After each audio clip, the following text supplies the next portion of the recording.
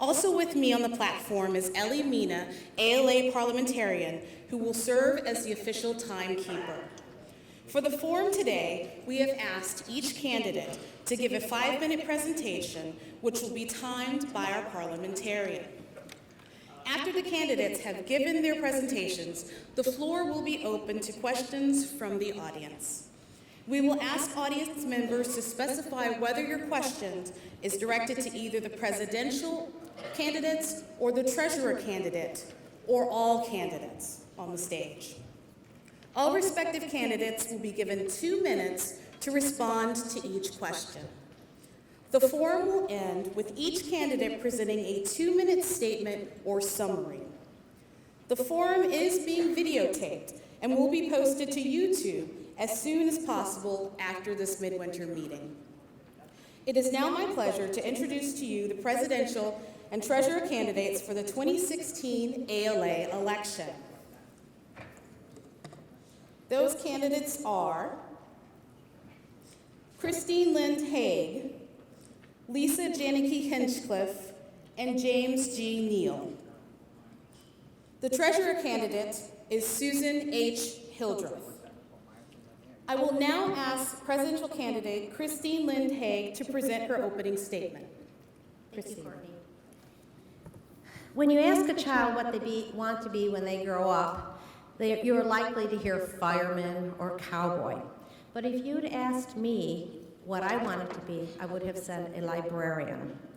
My dream of being a librarian is lifelong, and I've never worked anywhere but in a library. And through my 45-year career as a professional librarian, I've held most every position available in a library: page, circulation assistant, children's librarian, reference librarian, and director. The library is who I am, as I know it's part of you. Our libraries are not obsolete. They're not just nice to have. They are essential. You know that, and I know that, and together we can aggressively advocate this message to policymakers, stakeholders, and the funders and the users of our libraries. As the president, I will work in an open, inclusive, and collaborative manner to advance our critical strategic directions in the area of advocacy, information policy, and professional and leadership development. We are most effective when ALA is in the lead, tracking issues impacting all libraries, such as copyright, rights of digital government records, digital inclusion, equality, and privacy infringements, and social injustice. The Digital Content Working Group serves as an effective model for us. This group approached the publishing industry on behalf of all libraries. They were able to convince publishers to sell more ebooks to libraries. They were able to convince publishers to include front-list titles as well as the backlist titles. They continue to work on a variety of pricing models that have to be appealing both to the publishing industry and to libraries. ALA at the table, speaking on behalf of libraries, was able to accomplish something that individual libraries or systems or state agencies were not able to achieve.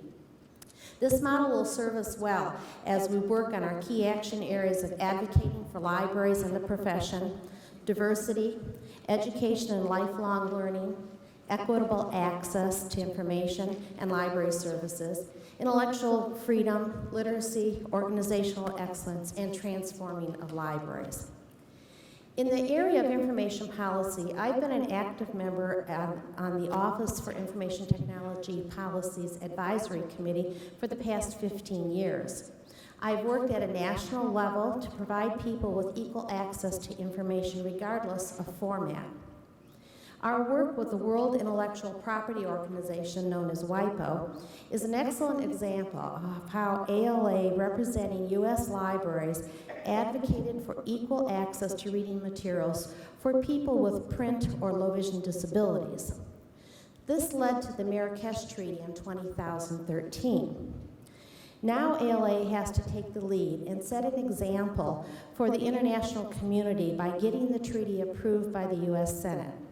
As ALA president, I would work toward gaining Senate approval of the treaty.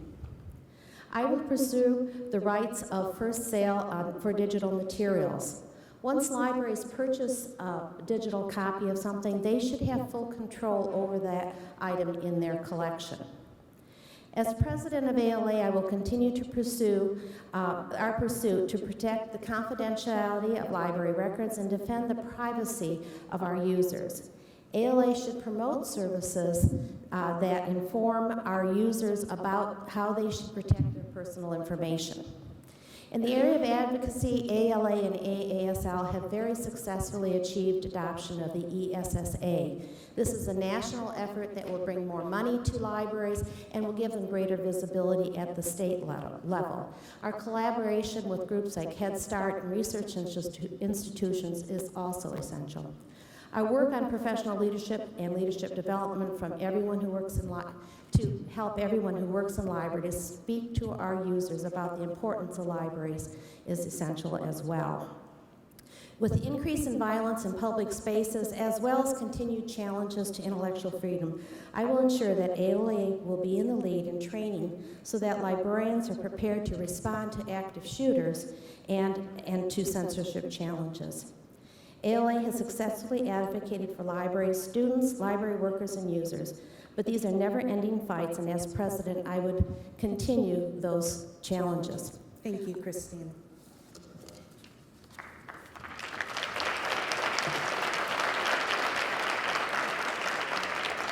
Presidential candidate Lisa Janicki Hinchcliffe will now present her opening statement.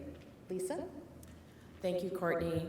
Greetings to and welcome to all of you attending this forum here today at Midwinter, and also to those of you who are listening to the recording. In the future, I hope that this is the kind of event that ALA will be able to live stream in order to better engage all of our members in the work of the association. In addition, I think we can see that in social media we have the ability to engage, and I welcome all of you to engage with me as either Lisa Librarian or Lisa for ALA on Twitter, and to send your questions there, especially if you're listening to the recording and so unable to participate today. A special shout out as well to the ALA Left Behind group on Twitter, who is following the conference even though they're at home. I also want to thank the nominating committee for inviting me to stand for this position, the ALA members and staff who are considering me to represent them, and I also want to thank the University of Illinois Library, especially my Dean, John Wilkin, Associate University Librarian Joanne Jacoby, for their support and encouragement of me in standing for this position to represent our profession and our association.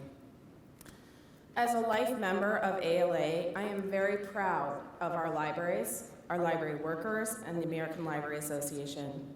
I have career-long engagement across ALA. Perhaps most of my visibility most recently is as 2010-2011 president of the Association of College and Research Libraries. My initiative, The Value of Academic Libraries, is still ongoing and continues to garner support and recognition for academic libraries in higher education as crucial components of successful contribution to student learning and retention. We also completed a new strategic plan during my presidency, which continues to guide the association and engage more than 1,000 members in creating a future for that association that was reflective of member priorities and needs. Finally, I was also able to work hard to engage in creating new structures for member engagement to ensure that all ACRM members would be able to find their place within the association. I bring those examples as the kind of work that you can count on me to do as a president of the American Library Association. I believe ultimately we all believe in ALA, so the question facing you is why Lisa? Why do you want me to be your president of the American Library Association? I'd like to start in this opening statement by putting forward two ideas that I will bring and who I am to this role. First is passionate representation. I work tirelessly and relentlessly when I believe in something. And I very much believe in libraries, library workers, the great work that ALA does around information policy, the kinds of things that Christine just so eloquently outlined. We need to continue that work and to advocate for the value of all libraries. I'm comfortable and accomplished as a public speaker and advocate. I am comfortable speaking truth to power when necessary, but I also can build consensus. Some have said that if I could only have put the logo of the Energizer Bunny on the buttons that you'll see around the conference, but I think there's trademark violations. Secondly, I want to speak about inclusion. And people have asked me, well, what do you mean when you say inclusion? And I have a very simple definition for you. When I say inclusion, I mean all. All. All members of ALA, all members of our profession, all libraries. I mean all. The ALA presidency is only 1 year, and so I have selected strategically those things that I think I can accomplish in order to achieve that. And I'm going to outline 2 of them right now. 1, as ACRL president, I made sure that every ACRL committee had at least 1 member appointed to it who had never served on an ACRL committee before. I make that same commitment to you as a future ALA president. In doing so, we engaged new members and created space for them, and we saw our committee representation diversify. Secondly, I want to focus on digital inclusion. ALA is one of the greatest associations that figured out how to do member engagement in the analog world. That is why we have 2 conferences a year, because we said, given the world we live in, that is the way we can engage. I want to see us extend that into the digital environment. The simple thing I just said of this should be live streamed, but there's so much more we can do. I look forward to your questions and the opportunity to engage with you here today. I seek your support and your vote. Thank you.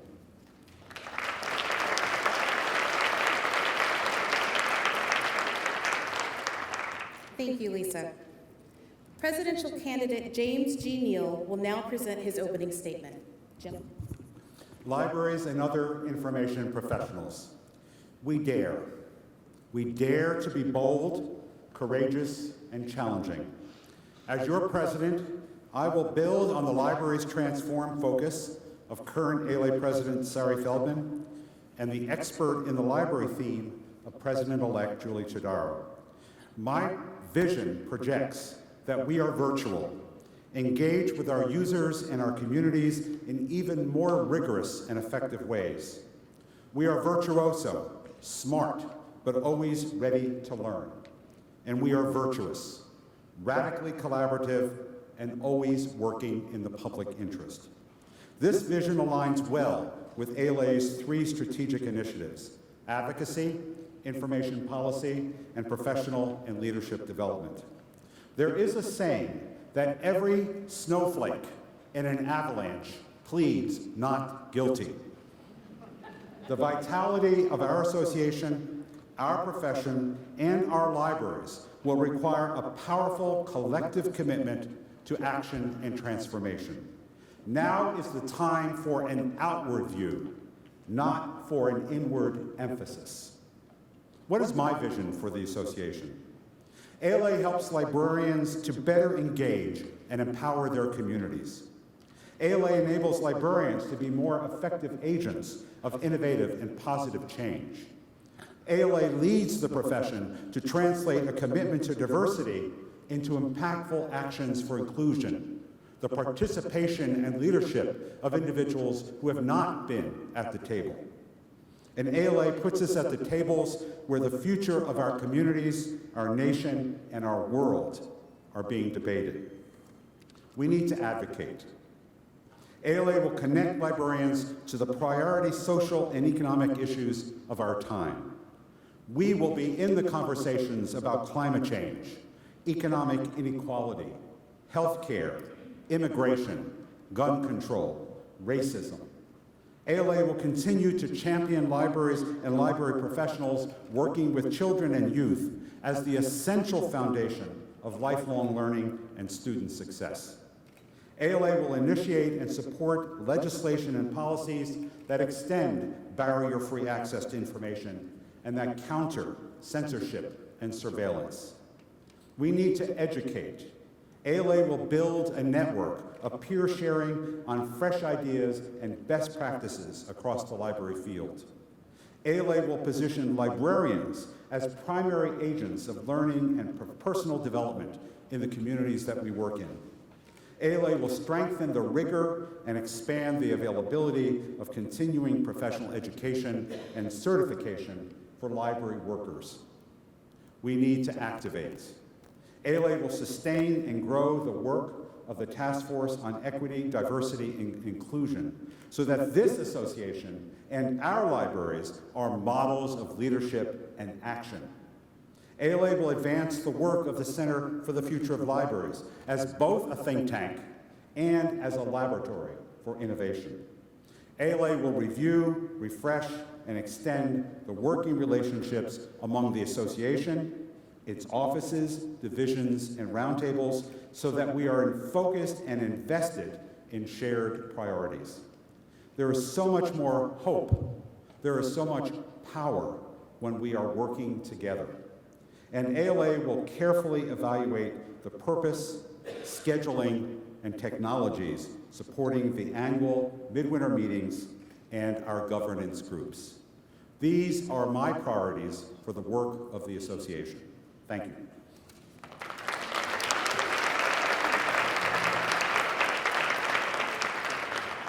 Thank you, Jim. I call upon Treasurer candidate Susan H. Hildreth to present her opening statement. Susan? Thank you. I am honored to stand as let me start over again. Sorry. I know this is being being taped, and I want to do a good job. So hello, everybody out there. Here we go. I am honored to stand for election as treasurer of the American Library Association. I would like to acknowledge that I had a very well-qualified opponent in Patty Wong, who unfortunately had to withdraw from the election because of family health issues. I think ALA was very fortunate in having two very strong and committed members to stand for this important post. I have seen firsthand the significant value that ALA creates for libraries and librarians both nationally and globally. Now I believe it's my turn to give back to ALA some of the benefit that I have received over the years to make sure ALA will be fully engaged for librarians and libraries in the future. I hope that I can contribute to the successful continuation and further strengthening of this important work by providing fiscal guidance and strategic thinking at a critical time in the life of our organization. Now, we had some very good news from Mario Gonzalez, our current treasurer, earlier meeting. The final audit for 2015 shows that our revenues are up by 5%, expenses are slightly down, with a balance to the good of last fiscal year of $533,000. This positive position is due to a strong conference in San Francisco, successful ACRL conference in Portland, as well as prudent spending in the association. So I would really like to see, to continue to see that good news in the future, and hopefully I could make sure that was happening. As your treasurer, I will be dedicated to ensuring the financial success of ALA by working collaboratively and strategically with all stakeholders. We must increase revenue and effectively align our resources to support our key priorities: advocacy, information policy, and professional and leadership development. I also want to ensure that our values, diversity, inclusion, intellectual freedom, right to privacy, and open access to knowledge continue as the hallmarks of our profession and association. To achieve these goals, I will engage actively with the Executive Board, the Council, BARC, the Finance and Audit Committee, the ALA Endowment Trustees, the Planning and Budget Assembly, and with representatives from ALA's divisions, roundtables, interest groups, and other units to ensure our financial resources are being leveraged and grown as effectively as possible to support our strategic plan and the success of our organization. We must develop a 21st century business plan for ALA in light of the changing environment for professional associations. The interests and methods of engagement of our current and potential members are changing as rapidly as the knowledge environments in which we live and work. ALA must operate in a responsive and flexible manner, anticipating member engagement preferences and responding proactively. I want to make sure we balance support for existing services and programs with strategic opportunities for new business development to provide consistency and growth for the organization. We must use our resources intentionally and efficiently to advance the organization, focus on streamlining operations and achieving nimbleness wherever possible, as well as reducing or eliminating investment in programs that may not be producing valuable outcomes. I'm also committed to ensuring sound, transparent, and accountable fiscal practices as well as providing accurate and understandable reports to the council, board, and our membership. I've recently completed my term as the director of the Institute of Museum and Library Services and have a national and global experience in championing the importance and relevance of libraries. IMLS has made very impactful investments in public school and academic libraries that align closely with ALA priorities. I'm very proud of that work. I also serve as an Aspen Institute Fellow, providing counsel and advancing the work of the Institute's dialogue on the public libraries. I've been involved in ALA since 1973. Currently, I'm a member of the Public Library Association, ASCLA, and the Freedom to Read Foundation. I served as the president of the Public Library Association in 2007. As the IMLS director, I had to step down from all my association involvements, which could be seen as a blessing or a curse, but I am ready to become involved again. I believe I'm well qualified to serve as your treasurer. I've managed large organizations with large and complex operating budgets at the local, state, and federal level, and have served as the treasurer of the California Library Association for 6 years prior to serving as president. I have a master's in business administration as well as an MLS. I even serve as the secretary and treasurer of my homeowners association. So I would really encourage your vote. Thank you very much.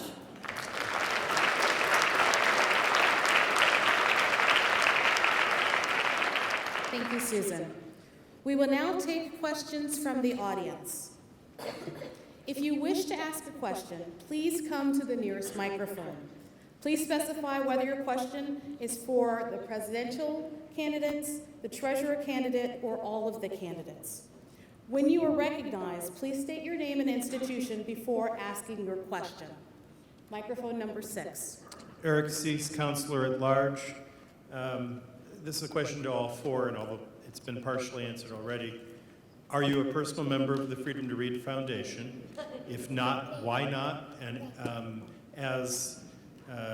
in your potential role here, what would your priority be in terms of working with the FTRF? We will start with Christine Haig. Yes, I have been, and I am a member of the Freedom to Read Association, and I'm also a member of my state library association, a typical question that follows.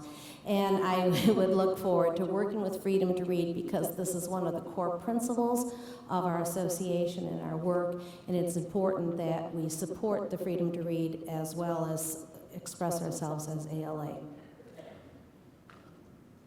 Lisa.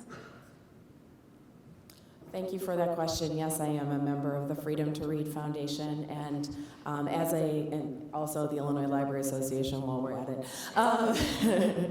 As a ALA president, I would look forward to engaging with the work of the Freedom to Read Foundation. I think it's absolutely the case that we understand that in this digital age, privacy has become something that is debated, discussed, and not well understood as well around what kinds of surveillance is happening and when people might choose to give up of their own volition information about themselves in order to engage in other communities that they want to. So I think there's great work to be done here. I myself have been serving in the last year on a NISO task force looking at the issue of privacy issues as relates to libraries and our vendors and the technologies that are impacting that there, though I realize that the Freedom to Read Foundation mandate is more than just the technological environment. But I would bring expertise to that discussion, and I would definitely look forward to working with my fellow colleagues. Some of you might be up here on the podium with me, so. Jim.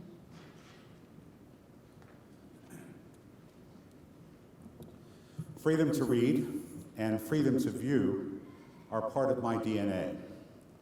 It's part of my professional passion and my professional voice for decades. From my strong opposition early to the USA Patriot Act and other abominable examples of inappropriate surveillance, to the current and fresh challenges we're facing from the EU on the Right to Be Forgotten initiative, intellectual freedom, censorship, and user privacy are deeply important to me professionally. I am a long-standing member of the Freedom to Read Foundation. I am an elected member of its board, having served 4 terms. I'm currently serving as the foundation treasurer, and last year was grateful to be recognized by the foundation for my work, receiving the Roll of Honor Award. This is deeply important to me and fundamental to the work of the American Library Association. Susan.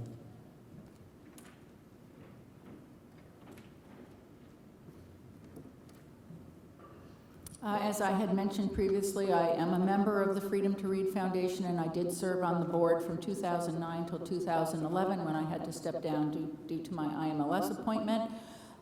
Freedom to read is, as I said, is the hallmark of our profession, and I am dedicated to ensuring that freedom. I believe in my role as treasurer, I would make sure that I worked as closely as effectively with the foundation as possible. The foundation has its own resources that we would want to make sure are being shepherded and stewarded as carefully as possible, but I certainly am in complete support of the work of the foundation and would want to try to support that work as much as possible in my role as treasurer.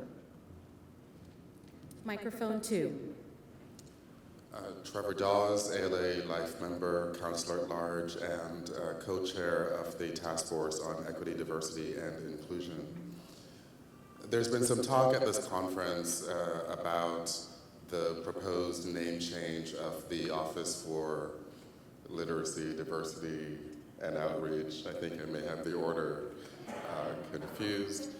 And the director of that office notes that the words diversity, literacy, and outreach being excluded from the proposed new name would serve to infuse those concepts throughout the work of all units within the association.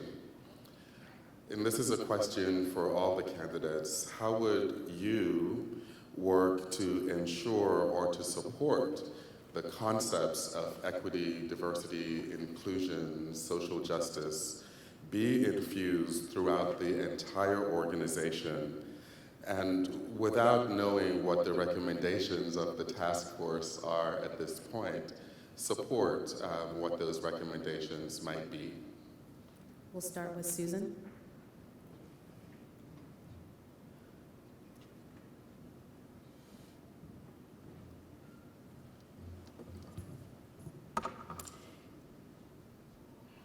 Equity, diversity, inclusion, and social justice. Those are such critical attributes of our work. They're priorities, and they imbue everything that we do. In regard to the name change, I don't know enough about that issue right now to make a comment, but I do know that the terminology we use can really make a difference in terms of what we do. So I, just as a member of the executive leadership, would want to look at that carefully. But in terms of equity and diversity and inclusion, we can make sure that happens in a variety of ways. I really appreciated Lisa's definition of inclusion as all types of inclusion, digital inclusion, inclusion of many different colleagues from many different ways of life. And I would do as much as I could to make sure that the priorities and resources we had in this organization were being strategically used to support those priorities, because that's critical for us. Social justice is really also a hallmark of our profession, and we have done so much in the past to support that, and we want to continue doing that in the future. Again, in my role as treasurer, I would see myself making sure that our resources were being adequately and appropriately used to support those priorities. Jim?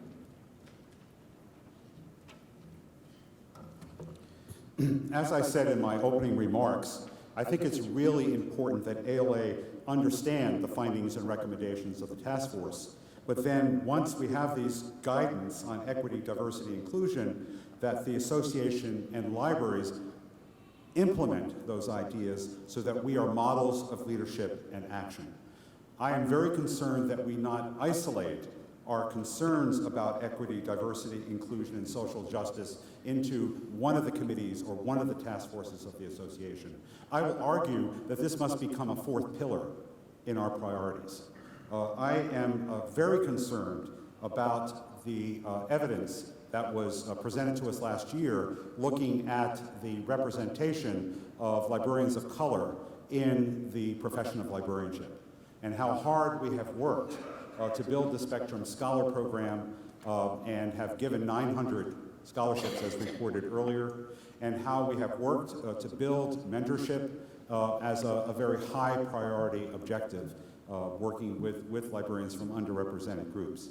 We need to really roll our sleeves up and think very differently about how we build and promote a more diverse profession. Entering the high school and college to demonstrate the value of this as a career, and building not just support for scholarships to library school, but building support for people to be able to travel to and participate in the work of this association at Midwinter and Annual. The other thing I said in my remarks is that we really need to engage in those issues which are so important to the communities that we serve. Climate change, economic inequality, healthcare, immigration, racism. We need to be at those tables, participating in those topics, those conversations, and those debates, and really serving our communities, but also building a better profession around these issues. Thank you, Jim. Lisa?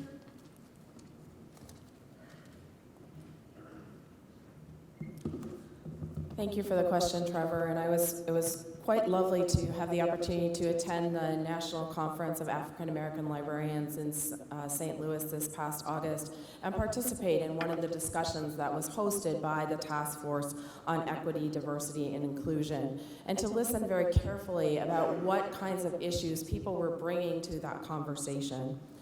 One of the things that I will be, I think I won't weigh in on sort of an office name change at this point, especially since I've not been privy to the specifics of that conversation, but instead use that as a jumping off point to say that one thing I think that we know from the research that is done on what it takes not just to say that we care about diversity, we care about inclusion, it's not enough to say it.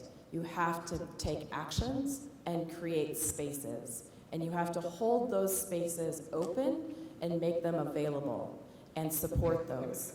And so, in large part, that is specifically what my committee appointments platform is about, as well as the digital inclusion. Because if we think about who isn't able to be in the room with us here today, they are more likely to be people who are serving low-income communities, people who are in lower paid positions in libraries, people who are solo librarians and working on their own. Ironically, in many ways, those are the people who could potentially benefit the most from the conversations that we're having here in Boston. I want those communities to be part of our member engagement communities, because that to me is part of how we create that space and hold that space. I look forward to supporting the task force's recommendations based on what I have understood them to be. It's a little difficult to give any specifics, lacking the specifics of what those recommendations are. But finally, I will say that I had the opportunity to respond to the Black Caucus, and I look forward to people reading that as well. Thank you, Lisa. Christine? Thank you. I, too, am not familiar with, none of us are, the recommendations that'll come out of the committee. But I do support and respect the work of ALA committees. We have a lot of expertise in our association, and when our members get together and discuss things, we thoroughly thrash them out. And so I think that their recommendations are going to be something that I can support easily.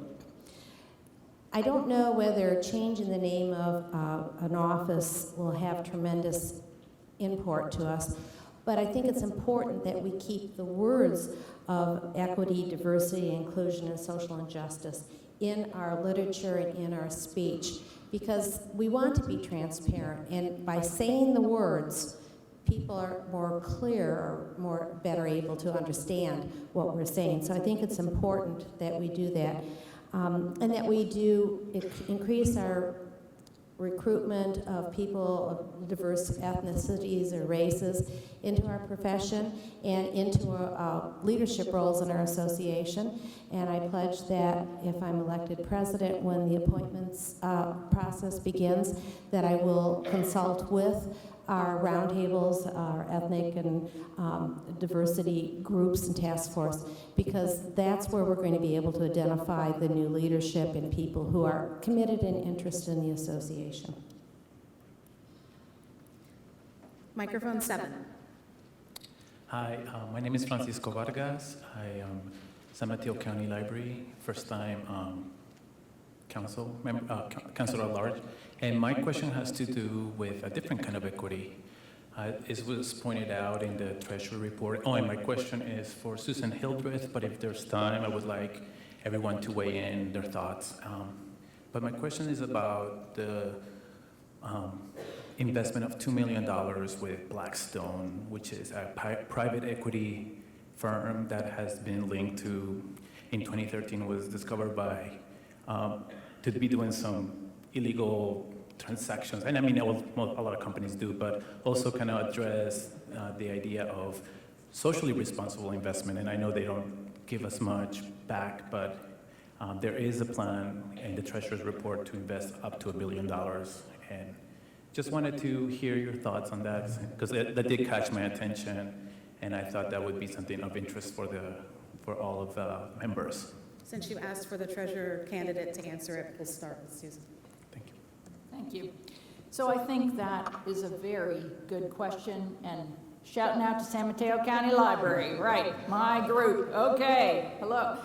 You know, I think it's fascinating. I was listening closely to our treasurer and also our endowment trustees report on that. So I think this is the kind of issue that hopefully our elected representatives can discuss and weigh in on. You know, in thinking about, first of all, we want to make sure we're using our investment funds, our endowment, as effectively as possible and making as much as we can with that, but we also have to consider how we're investing those funds, what are the funds that we're investing in, and the pros and cons of that. So I think I would serve ex officio as the treasurer to the endowment trustees, and I would want to make sure that we had very, very close analysis in terms of our private equity firms. But I also think it's a balance. You have to look at some of the history of some of these organizations and have they turned themselves around? Have they made philosophical differences in terms of how they're managing their assets? So I wouldn't necessarily, I would want to be very careful in looking at the private equity investments to make sure that they were socially responsible and that our members could feel comfortable with those investments, yet also recognizing that some of those investments are also going to bring a very high rate of return that we need. So I think that I have the temperament and the interest to take on some of those knotty issues and really have an effective and open discussion with all of you about that. Thank you for the question.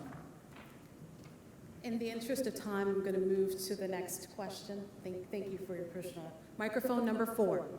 Pat Wand, ALA member at large. I have a question that I would like to pose the candidates think about beyond our borders and the issues of international librarianship. I'd like to have each of the candidate tell us how he or she would encourage ALA activities and principles in the international arena. Christine. Thank you. I've long been, all my life long, as a library fan, and as I've traveled, and I've done a fair amount of travel, I always visit libraries around the world, and I'm amazed at how different they are. And in some countries where I expect them to be different, how similar they were. So the international community obviously is very varied. I would like to see us work closely with international members of ALA. They are anxious to be involved, and we have a lot of good experience in this association that we can share with each other and with international members. And I encourage ALA to reach out to those members. We can slice and dice our membership and email list to determine where people are based, and making a special outreach effort to them is important, not only for them to become involved in the association, but we can learn from their successes as well. Lisa? Thank you for that question, Pat. As a very active member of IFLA, the International Federation of Library Associations, and currently representing ALA on the Information Literacy Standing Committee of that association, this topic is near and dear to my heart.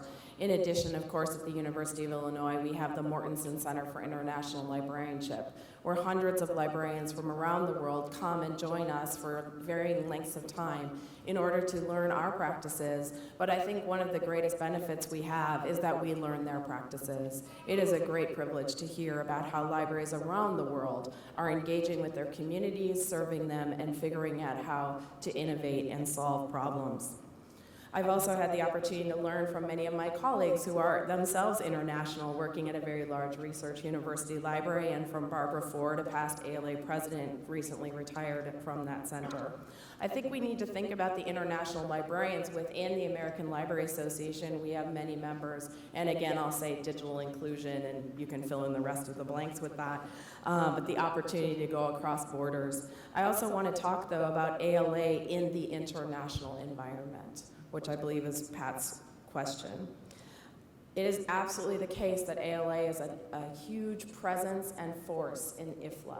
And one of the things I am most proud of is, though we bring our resources and our privilege and our long-standing experiences to that environment, we do so with some humility. And we do so seeking to learn from our colleagues there as well. I think that we can bring our practices and our principles, and we can share them with the world, but the rest of the cultures and communities need to decide if those principles and practices are for them, because we can share, but we should not impose. Thank you. Jim? So when you create your Facebook page, you have to sort of think about how you're going to describe yourself. And one of the things I chose to describe me was global citizen. I believe that my work and the work of this association has to increasingly embrace partnerships and involvements around the world. I have worked for the last 15 years at Columbia University, where 50% of our student body are individuals who come from other countries. So I've had the opportunity to work with and spend time with individuals from many, many countries and many, many different cultures. I have served on the International Relations Committee of ALA several times, and I have also been responsible serving on the IFLA committees on which ALA is represented, having traveled and worked with colleagues in IFLA for many, many years. I have represented the United States in global information policy arenas. I have served as a member of national and international task forces, and I have participated and spoke at hundreds of international conferences. I think we have a very special responsibility to develop and promote the involvement of our international members, both their participation in the work of the association and our outreach to them as partners. I have had the privilege of representing ALA at an increasing number of conferences that we are organizing with colleagues around the world, most recently this fall at the second conference in the Emirates, the Sharjah Book Fair Conference. I think that the international arena is absolutely fundamental to our success as an association, and I believe my experience and my work will serve that well. I am now serving as the primary fundraiser for IFLA for the conference in Columbus, and have raised $430,000 to enable our librarians from diverse communities to attend, and people from around the world from developing countries to join us in Columbus. To accommodate the last two questions for this forum, I'm going to ask my colleagues on this stage if they can be quick with their responses so that we can get to both of these questions. Thank you. Microphone number 7. Good afternoon, everyone. This is Alexia Hudson Ward, and I am the 2016 ALA Emerging Leaders Co-Chair, and thank you all so much for running for office for the American Library Association. My question to each of you relates to pipeline leadership development, and specifically, I'm very interested in hearing examples from all four of you of how you all have created a pipeline of leaders, and what has that looked like? What has the construct of it been? What have been your successes, and what are some of the things that you have shared? And if you are successfully elected in your respective role, how do you intend on making sure that we continue to have a very active pipeline for future leaders? Susan?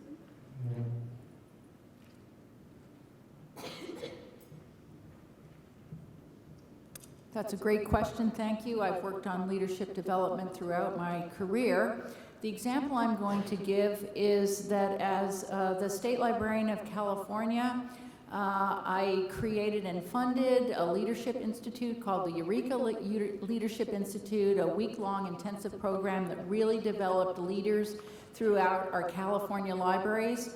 That program is now going through kind of a review phase, and I'm lucky to be in a position, although not the state librarian, where I'm the managing partner of the entity that's providing that service. So we're rebuilding leadership development in the 21st century, and that's very important to me. And I'm not exactly sure what the new version is going to look like, but I'll keep everybody informed, and I think we're going to make sure that it's an open, inclusive process. In terms of what we're going to do here at ALA, I think that leadership development is one of the most critical aspects of what we do.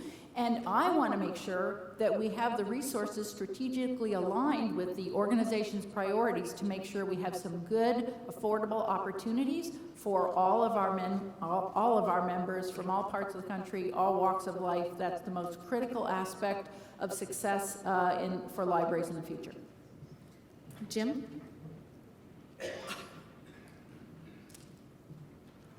For the last 25 years, I have served as a Dean of Libraries at 3 major research universities. In each of those cases, I have positioned professional and leadership development as an extremely high priority. In those libraries, we have built in-house leadership development capacities, and we had several individuals every year participate in regional and national leadership development programs. I've worked in ALA and most recently in ARL, as a mentor for individuals who are seeking to grow in their professional leadership, and that has been a very enriching and important experience. I think mentoring is something we need to embrace in new and energetic ways across the association. I think it's also important as an administrator to provide professional voice opportunities, to provide staff development and professional travel support for individuals so they can become part of the larger conversations in our profession, in our association, and in other forums. This is a major important part of growing as an individual. And I have taught in the Leadership PhD program at Pratt, where we have had several cohorts of individuals who have used it as an important arena to learn about leadership development and to grow in their own personal capabilities and personal leadership capacities. Lisa? Thank you, and I want to acknowledge the amazing work that the Emerging Leaders Program has really been doing in order to create that pipeline within the American Library Association. I myself have done most of my work in helping create that pipeline locally at the University of Illinois with our Graduate School of Library and Information Science, where I have engaged with, at this point, hundreds of MLS students as they find their place within our profession as they leave their schooling and move into the workplace. In particular, I want to reflect that the excitement I feel is that leadership is increasingly by our LAS students seen as what they are from day one, even before they graduate. And so if we can continue to capitalize on that enthusiasm and excitement that they have for the profession and move them into engaging in our association, they will naturally find those paths that they are best suited for within our association that meet their passions and where they can give their skills the most. Like Jim, I've been engaged in many mentoring activities, for example, the Spectrum Mentorship Program, in addition to mid-career librarians. Within ACRL in particular, I have also provided training for instructional leadership and assessment leadership for over 1,000 librarians, both in the United States as well as internationally. So this is something that I'm very committed to doing as an individual and look forward to helping ALA find additional ways to do as an association. And Christine? I believe we all have responsibility to making sure there are people that can fill our shoes. We are an aging profession and association, and so we need to have skilled leaders to take over. I've worked at the local level and state level a fair amount. I've had 4 staff members go on to be library directors and have continued to mentor them as they've moved through their career. 2 of my staff members have gone on to become presidents of the Michigan Library Association, and I think that activity at the state and local level helps them prepare to take on larger challenges at the national level. So it's essential that we mentor incoming people. I think that a way that the president of the American Library Association can do that is through the appointment process, and one of the little quirks that we have in our appointments is that we have intern positions for most ALA committees, and the word intern is often associated with a student, unpaid slave labor, and in ALA it's different. The intern is someone who has never worked on an ALA committee, and so this is a great opportunity to get people involved in our committees and help them work their way through the association. Microphone number 6. Mary Bibelow, Counselor at Large. And Jim, I'm not just pointing you out, I simply want you to answer this question. Not that I don't, if the other speakers on the count would like to join in, they can, but I want to ask you the following. I know you've been very active in ALA. You've served on many committees, and you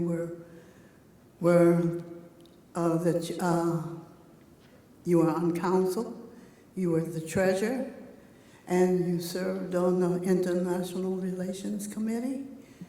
And now what's next? Oh, I know, Librarian of Congress. You left that out. Okay. So therefore, I'm saying to you, continue on, and may the forces be with you.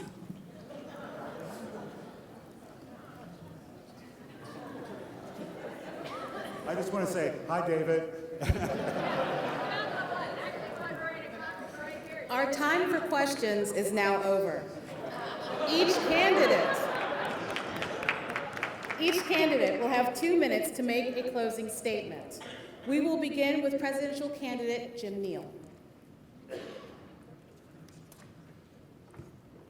What does the future look like for librarians and other information professionals? The author Ken Kesey once noted that you cannot count the apples in the seed. The future is difficult to predict. But we do know that we will be transformed. What we are and what we do, our roles. How we are viewed and understood, our image. And how we do it, our strategies and our processes. We will continue to be characterized by heritage, innovation, and leadership. How can ALA help us to be better and more effective information professionals? With a clear sense of mission. Why did we join this profession? A self-vision. What do we want to accomplish as a librarian? A base of knowledge. What tools will enable us to be effective? Strategic positioning. What will be our career path? Commitment to continuous improvement. How will we grow and advance? And a powerful professional voice. How will we serve this profession? I will bring to ALA a strong record of involvement in the work of the association. Its executive board, its council, its committees, its division and roundtables, its finances and its fundraising, as well as leadership in other national and international library organizations. I will bring a career devoted to mentoring the new and mid-career librarian into a more diverse and inclusive profession. I will bring experience as a spokesperson for libraries in local, national, and global forums, testifying before congressional committees, state legislators, and international groups. And the continuing relevance and impact of the library and the librarian has been my message. I take seriously my professional voice. I am eager to be your ALA president, and I need your vote. Thank you. Thank you. I now call upon presidential candidate Lisa Hinchcliffe to present her closing statement. Thank you, Courtney, and thanks to everyone for attending today and sharing your questions. I've spoken today about my vision of a more inclusive and engaged ALA membership, and I think doing so requires us to acknowledge those people who have contributed to our own successes, because it truly, as someone has once said, takes a village for any of us to be successful. So I'd like to take a moment to thank my supporters, those who have mentored me as a professional, and the new librarians I meet who challenge me to learn every day. I would be remiss if I didn't also thank and acknowledge my husband, whose sacrifices greatly on behalf of the American Library Association. But also want to acknowledge two people who are very important in my own life, in my own finding my way. To my mother for her unconditional support and pride, and to my father who passed away when I was in college, but who taught me to speak, to serve others, and to build community. In my candidate statement, I talk about building an ethos of hospitality as the philosophy of my ALA presidency, to create and hold space for everyone, to strengthen ALA as a strong and inclusive community of practice. ALA is indeed a strong community. We can only be stronger. It would be an honor and privilege to serve as your ALA president, and I ask for your vote. Thank you, Lisa.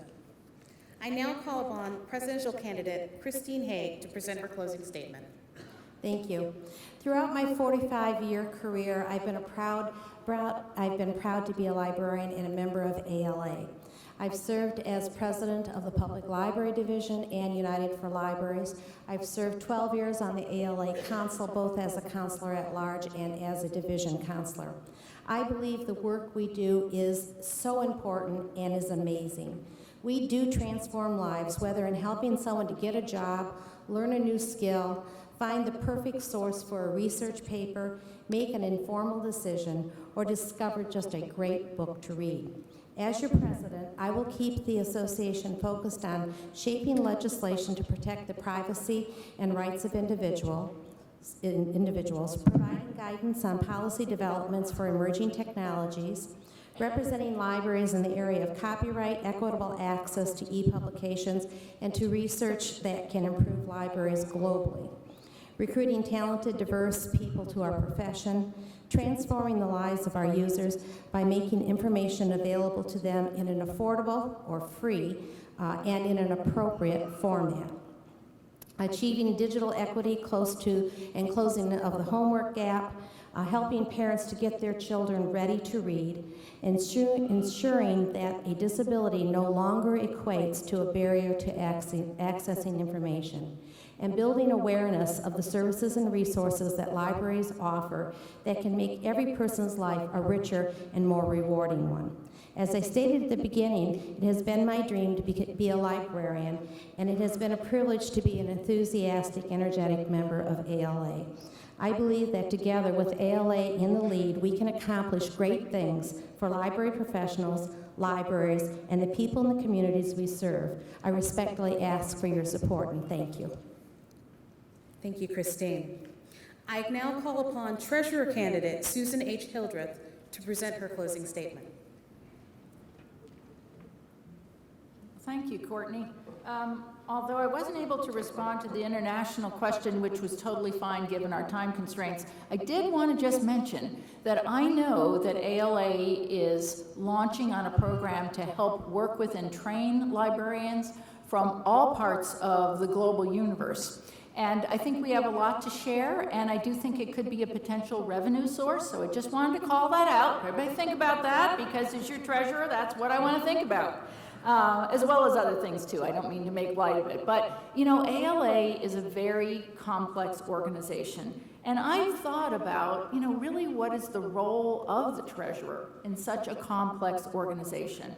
And I believe that as your treasurer, I would be a partner with our staff, with our leadership, with all the different groups in the organization to try to manage this organization effectively and move forward. I would be an advisor, not the only voice, but I would advise as best as possible on some of the issues we have to deal with all the time, particularly issues like investment strategies. I would be an advisor there. I would be a sounding board. I think that's important, to have a sounding board for our staff and our leadership to think about how we can most effectively move forward. And I also would be a liaison with other leaders in the organization. I'm honored to be a candidate for this important position. I believe that I have the knowledge, skills, temperament, and vision to ensure that this organization stewards its resources carefully, is strategic, thoughtful, and prudent in developing its initiatives, and listens to the diversity of its membership in determining priorities. I have the capacity to see many sides of the issue and will be there to sometimes ask the hard questions that must be considered in managing a successful organization. I'm confident that I can provide the dynamic and collaborative leadership that is needed. I would also like to take this opportunity to ask you all to come to our candidates reception next door, 5:30 to 6:30. We'd love to see you there. I would ask for your support and check me out on Facebook, website, Twitter, whatever media source there is, we'll be there. Thank you. Thank you, Susan.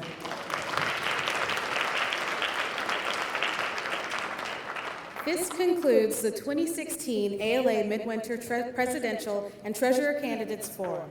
It has been my pleasure to moderate this forum and not be in the hot seat that they're in right now. I would like to thank our candidates and all of you who came to hear them.